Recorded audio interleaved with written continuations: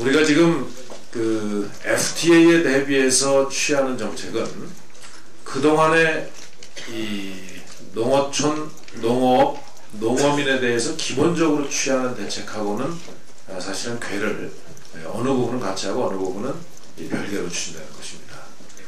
우선 농어촌에 대한 대책은 농어촌의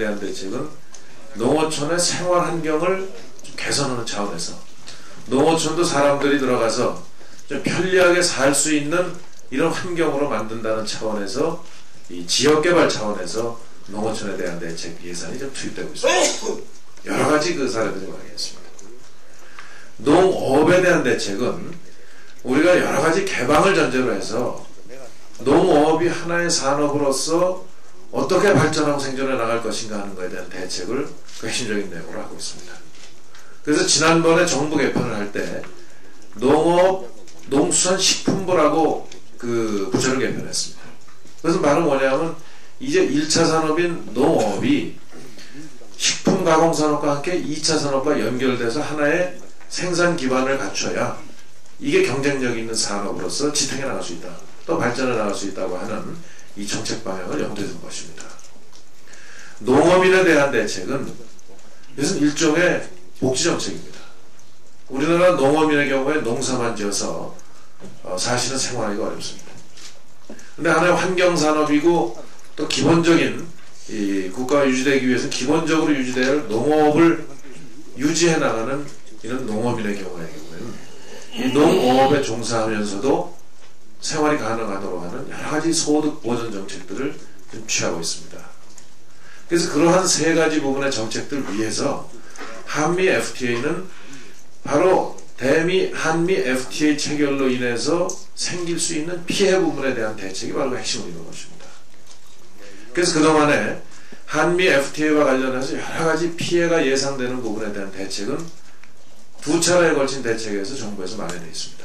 저희가 지금 황진아 의원께서 FTA 그 TF팀을 만들어서 운영 중입니다만 정부와 함께 그 보완 대책들을 다시 한번 철저하게 점검해서 혹시 부족한 부분이 뭐가 있는지 챙겨보겠습니다. 부족한 부분에 대해서는 반드시 보완하도록 하겠습니다.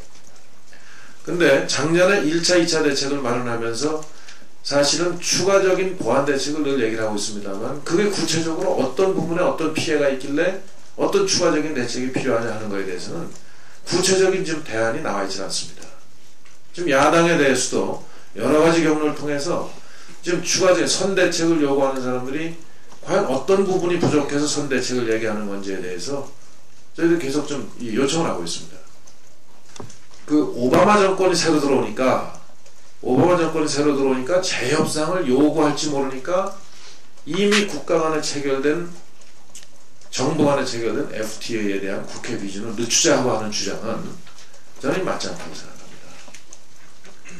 이것은 미국이 혹시 한국이 먼저 FTA를 체결하면 미국의 심기를 건드릴지 모르니까 늦추자 하는 주장이 아마 제가 볼 때는 상당히 그 주장의 배경에 있는 것 같습니다. 근데 이것은 일종의 통상 부분에 있어서 이런 저자세는 원래 고쳐야 됩니다. 이건 일종의 사대주의입니다. 저는 민주당이 이 주장을 하는 것에 대해서 이해할 수가 없습니다. 지금 FTA 우리가 체결하려고 비준하려고 하는 FTA는 민주당이 체결한 민주당이 집권당 시절에 체결한 FTA 협정 그대로 글자 하나 고치지 않았습니다.